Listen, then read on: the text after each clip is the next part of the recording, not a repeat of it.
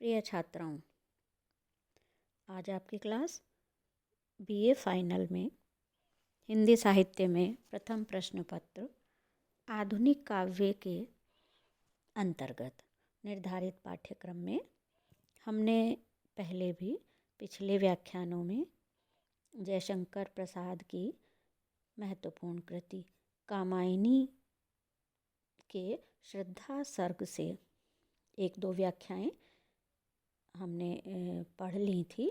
उसी क्रम में हम श्रद्धा सर्ग के कुछ पंक्तियों की व्याख्या आज यहाँ पर करेंगे। जो पंक्तियाँ हमने आज के व्याख्या के लिए निर्धारित की हैं वो इस प्रकार से हैं। पहले उन पंक्तियों पर दृष्टिपात कर लेते हैं। कामायनी का श्रद्धा सर्ग, जहाँ मनु, इसके प्रसंग से आप लोग अच्छी तरह से परिचित हैं कि देवताओं में एकाकी बचे मनु कैलाश पर्वत पर एकाकी बैठे हुए हैं और दूर दूर तक वहाँ पर प्रलयंकारी जल राशि दिखाई दे रही है। जो पंचभूत हैं वो अपना भयंकरतम रूप प्रदर्शित कर चुके हैं। मानो प्रकृति के जो तत्व हैं पांचों, वो सब अपना प्रलय का रूप प्रदर्शित करके सभी के मन में, और खासकर जो इस समय जीवित और शेष बचे देव जाति के अंश हैं, मनु हैं, वो वहाँ पर बहुत ही विचलित, खिन्न, उदास मन से ऊपर की चोटी पर जाकर बैठे हुए हैं, क्योंकि दूर दूर तक अथाह जलराशि लहरा रही है।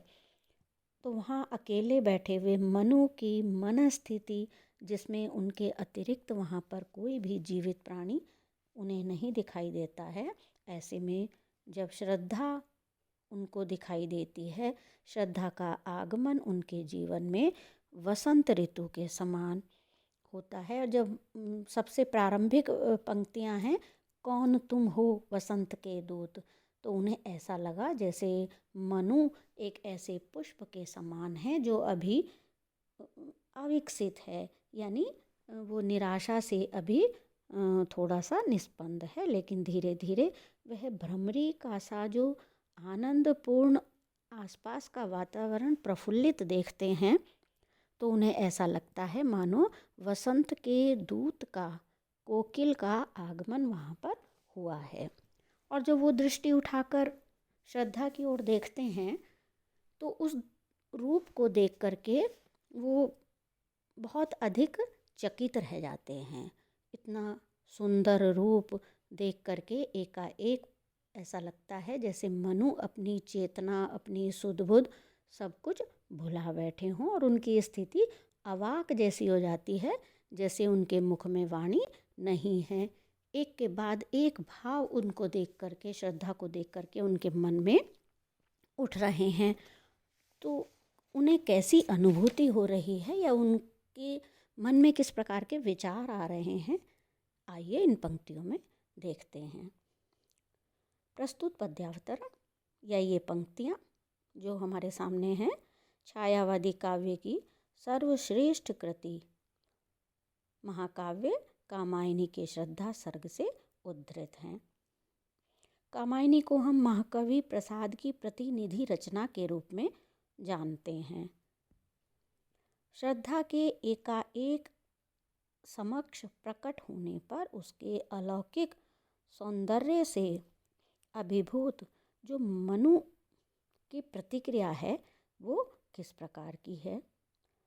श्रद्धा ने नीले रंग के, जो आगे वाले छंद में हम वर्णन देखते हैं कि जो उसमें है, ढक रहे थे, इस तरह से है, मसृण गांधार देश के नील रोम वाले मेषों के चर्म ढक रहे थे, उसका वपुकांत बन रहा था वह कोमल वर्म, यानी उसने अपने नाजुक शरीर पर जो गांधार देश के नीले नीले रोए वाले जो भेड़ हैं और बहुत ही उत्कृष्ट कोटि की जिनकी वो है चर्म है यानी उसकी खाल है, उससे उस श्रद्धा ने अपने शरीर को ढक रखा था, क्योंकि स्त्री है और अपने शरीर की लाज को छिपाना या अपने को प्रस्तुत करने के लिए इस प्रकार का आवरण इत्यादि पहनना एक स्त्री का सहज उसकी प्रवृत्ति होती है। तो उसको देखकर नीले रंग के वस्त्रों से आवृत श्रद्धा के सुंदर शरीर को देख करके मनु को कैसा लगता है। श्रद्धा जो गौरवर्ण की है और गौरवर्ण भी ऐसा जैसे दमकते सोने जैसा पीले रंग का जो उसका शरीर की आभा है, वो उस नील वर्णी उसके चर्म से मिलकर के जो भेड़ों का उसने अपने शरीर पर कपड़े पहन रखे हैं या उससे ढक रखा है, उनके प्रभाव से एक दूसरे के प्रभाव से किस प्रकार का दृश्य मनु के सामने उपस्थित हो रहा है, उसका वर्णन वो यहाँ पर कर रहे हैं। श्रद्धा का सौंदर्य मनु के हृदय में अनायास उसके प्रति आकृष्ट होने का या इस उम्र की अवस्था के अनुरूप उसकी ओर आकर्षण से खींचा चला जाता है।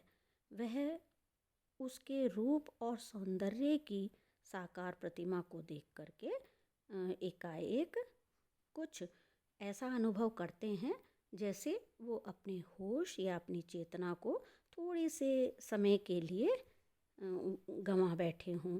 अद्वितीय सुंदरी श्रद्धा का जो रूप है वह अनुपम है। अब से पहले उन्होंने इतना सौंदर्यशाली रूप किसी का भी मानो नहीं देखा था। इस अवसर पर प्रसाद श्रद्धा की मुख छवि को, उसका मुख है जो दैदीप्यमान है, स्वर्णिम आभा को लिए हुए है, उसको देख करके मनु कैसा सोचते हैं। अब हम इन पंक्तियों को पढ़ लेते हैं।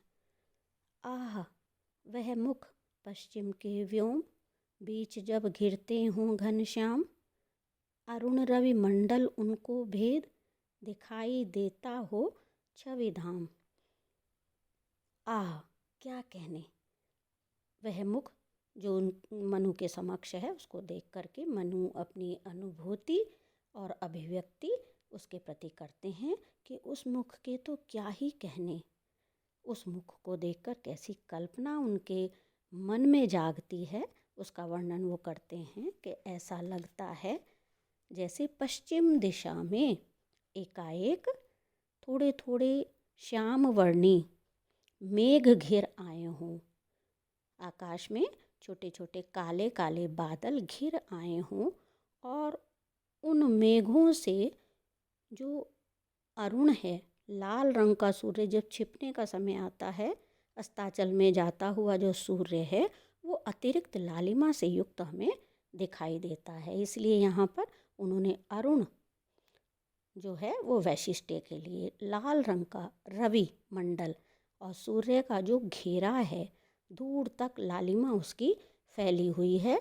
तो श्रद्धा का जो मुख है वह भी लाल दमकते दैदीप्यमान सूर्य के समान मनु को आभासित हो रहा है, मानो उन काले घने मेघों को छिन्न भिन्न करके, उनको तितर बितर करके उसका जो प्रकाश है, लाल प्रकाश है, वो उन पर विजय प्राप्त करता हुआ उसको भेद, उन बादलों को भेद करके अचानक से पश्चिम दिशा में इतनी सौंदर्य को प्राप्त हुआ हो। छवि धाम यानी श्रद्धा का जो मुख है वो मानो छवि माने सौंदर्य का आश्रय हो और उस पर से मनु की दृष्टि किसी भी तरह से हटती नहीं है और उसे देखकर भी वो इतने आश्चर्यचकित होते हैं।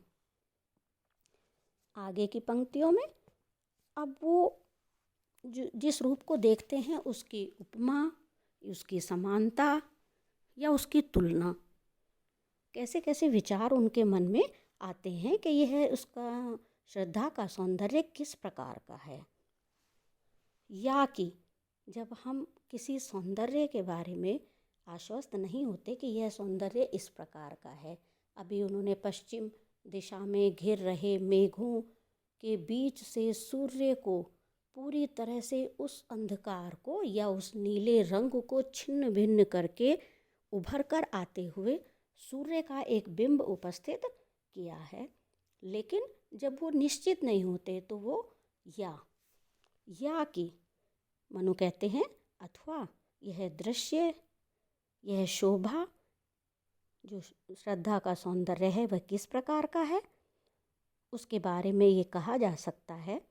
इन पंक्तियों को फिर से पढ़ लेते हैं। या कि नव इंद्र नील लघु श्रृंग फोड़ कर धधक रही हो कांत, एक लघु ज्वालामुखी अचेत माधवी रजनी में अशांत। कवि के रूप में, छायावादी कवि के रूप में, और कामायनी, और उसमें भी श्रद्धा के सौंदर्य के वर्णन की जहाँ तक बात है, इसको पढ़कर ऐसा लगता है जैसे प्रसाद के पास एक एक शब्द जो है, यदि एक शब्द को भी इससे हम हटा देते हैं या उन्होंने एक एक शब्द का जो प्रयोग किया है उसके पीछे उनकी कितनी सोच और कितनी पकड़ रही होगी। या कि नवनील नील इंद्र लघु श्रृंग, लघु शब्द का यहाँ पर उन्होंने प्रयोग किया है। छोटी सी श्रेणी, श्रृंग माने चोटी, छोटी सी चोटी हो कोई, किसकी हो, जो नीलम रत्न होता है बहुमूल्य, वैसा जो रत्न है मानो उसके ऊपर का शीर्ष हो या चोटी हो। नया नया वह नीलम का पर्वत अभी जो बना है, उसमें देख कर ही इतना अधिक स्निग्धता, इतना अधिक जो भीतर का प्रकाश है वह भी मानो बाहर निकलता सा दिखाई पड़ रहा है। फोड़ कर धधक रही हो कांत, उस नीले रंग के पर्वत की चोटी को फोड़ करके, यानी मान लो धीरे से उसमें विस्फोट हुआ हो। और यहाँ भी उन्होंने कांत शब्द का इस प्रयोग किया है। कांत यानी बहुत ही आँखों को सुख देने वाला, बहुत ही सुंदर जो दृश्य है वो दिखाई पड़ रहा है। जबकि अग्नि का जो धधकना शब्द है, लेकिन उसमें भी एक मधुरिमा, एक माधुर्य, एक सौंदर्य प्रसाद यहाँ पर श्रद्धा के लिए प्रयुक्त कर रहे हैं। नव इंद्र नील लघु श्रृंग फोड़कर धधक रही हो कांत, उस पर्वत की ऊंची चोटी को फोड़ करके अचानक से उसके भीतर जो अभी तक सोई हुई थी, अचेत शब्द है, सोई हुई थी, निश्चेष्ट थी, उसमें किसी प्रकार की कोई ऐसी विस्फोटक स्थिति नहीं थी। एक सुंदर लघु छोटी सी मानो ज्वालामुखी भीतर जो समाई हुई थी, वह अचानक से बड़े सुंदरता के साथ, बड़े रमणीक तरीके के साथ धधक रही है। माधवी रजनी में अश्रांत, और ऐसा लगता था जैसे वसंत माधवी यानी बासंती, वसंत ऋतु में जो बहुत अधिक मोहक होती है, उस रात में चंद्रमा खिला हुआ है और माधवी वसंत ऋतु में चंद्रमा खिली हुई चांदनी में, ज्योत्सना में, वह ज्वालामुखी पर्वत जिसके भीतर छिपी हुई अग्नि या उसकी जो एक प्रकार से कहें ज्वाला, वह भी बहुत सुंदर तरीके से धीरे धीरे और लालिमा लिए हुए वह मानो बिखर रही है। अश्रांत, अभी तक वह शांत थी, लेकिन अब उसकी अशांति, यह अशांति किस प्रकार की है, ये अशांति यहाँ क्योंकि माधवी शब्द का भी प्रयोग किया है। बसंत जैसे ऋतुओं में सुंदर ऋतु मानी गई है, प्रेम और यौवन की पर्याय मानी गई है, उसी प्रकार श्रद्धा यहाँ पर युवा अवस्था को प्राप्त है और उसकी अवस्था के कारण ही उसका जो रूप है, सौंदर्य है, लावण्य है, वह भी अपने चरम यानी शीर्ष पर है। और भीतर की अशांति ही वह उसका यौवन अशांत होकर बाहर मचल कर निकलना चाहता है। इसीलिए यहाँ पर उन्होंने इस प्रकार के शब्द लघु श्रृंग और कांत जैसे शब्दों का प्रयोग यहाँ पर प्रसाद जी कर रहे हैं कि ज्वालामुखी बसंत की मधुमयी रजनी में भीतर से अशांत, यानी यहाँ अशांत से मतलब अविरल, अनवरत, धीरे धीरे फूटकर धधकती हुई एक सुंदरता के साथ, रमणीकता के साथ वह वहाँ पर निकली हो। ऐसा सुंदर रूप, ऐसा सुंदर मुख श्रद्धा का मनु को आभासित होता है। आभासित यहाँ पर जो शब्द है वो आभासित है, ऐसा उन्हें अनुमान होता है, क्योंकि वो उस पर जो उसकी उपमाएं हैं वो भी बहुत सारी हैं। क्या श्रद्धा का मुख ऐसा है, या श्रद्धा का मुख ऐसा है, या उस दृश्य को देखकर उन्हें कैसी कैसी कल्पना होती है। यहाँ आह शब्द के द्वारा हर्षातिरेक का प्रदर्शन, एक तरह से आभास है कि बहुत अधिक प्रसन्नता, जहाँ हम और किसी की प्रशंसा करते हैं तो हम कहते हैं आह, वह मुख आश्चर्य भी है और अनुपम भी है, जिसकी उपमा हम किसी से भी नहीं दे सकते। तब भी संभावना बनी रहती है कि यह ऐसा नहीं बल्कि ऐसा है। तो इस प्रकार का रूप और सौंदर्य जो श्रद्धा का मनु के समक्ष उभर कर आता है, उसके सामने मनु की प्रतिक्रिया या उसके हृदय के भाव किस प्रकार से उनमें एक के बाद एक भाव उभरते हैं, उनका वर्णन यहाँ पर किया गया है।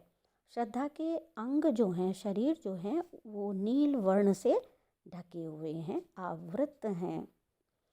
इस कारण से यहाँ वो जो छिपते हुए सूर्य की और जो बहुत अधिक लालिमा लेकर के और बादलों से किसी भी तरह से उसके प्रकाश को दबाया नहीं जा सकता, उस प्रकार का रूप और सौंदर्य यहाँ श्रद्धा का कवि ने, प्रसाद जी ने उसका वर्णन किया है। भले ही कितने ही घनश्याम यानी काले मेघ आकाश में उभर आए हों, लेकिन उसका जो एक तरह से प्रकाश है, कांति है, दीप्ति है, वह उस काले मेघ को पूरी तरह से दबा देती है। श्रद्धा का अलौकिक रूप नील परिधान में और भी अधिक सुंदर लग रहा है। और यहाँ मनु को उसका मुखमंडल रवि मंडल के समान दिखाई पड़ता है। लावण्यमयी श्रद्धा का शरीर नील परिधान से परिवेष्टित है। इसकी समानता दिखाने के लिए कवि ने नीलम के पर्वत, नीलम जो बहुमूल्य रत्न है, यानी उसका शरीर भी नीलम के पर्वत के समान सुंदर और सुशोभित है। और उस पर उसके मुख के तो क्या ही कहने, उसकी तो कल्पना ही निराली है। माधवी रजनी द्वारा श्रद्धा के युवावस्था यौवन काल का और अश्रांत यानी जो उसके मन में जो हलचल है, यहाँ हम अश्रांत को हलचल से जोड़ते हैं, जो एक उमंग है, चाव है, वो प्रकट करता है उनका ये शब्द अश्रांत। इस प्रकार से हम देखते हैं कि इन पंक्तियों में उत्प्रेक्षा अलंकार है, तरह तरह की कल्पना यहाँ पर की जाती है कि उसका मुख हमें ऐसा लग रहा है मानो। और रूपक अलंकार है।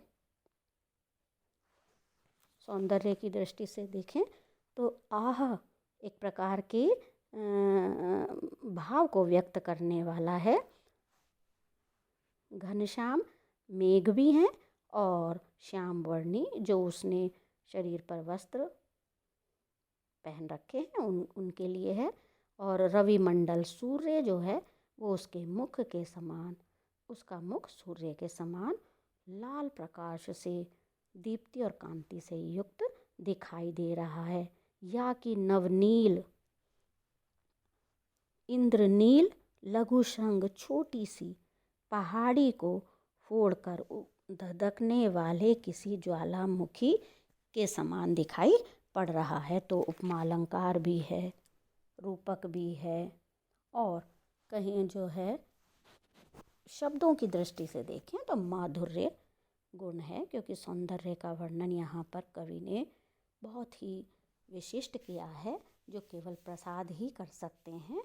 अन्य कवियों में इतना सुंदर, इतना सूक्ष्म जो छायावादी काव्य है, अतीन्द्रिय सौंदर्य जो बाह्य नहीं है बल्कि भीतर के सौंदर्य को प्रकट करने वाला है, जो बहुत पावन भी है, जिसको देख करके मन में सुंदर सुंदर भाव पैदा होते हैं। और यहाँ माधवी शब्द का विशेष उल्लेख है कि प्रसाद को इस शब्द से बहुत प्रेम है। माँ वर्ण के जो शब्द हैं, मधु, माधव, माधवी, ये उनके प्रिय शब्दों में हम देखते हैं।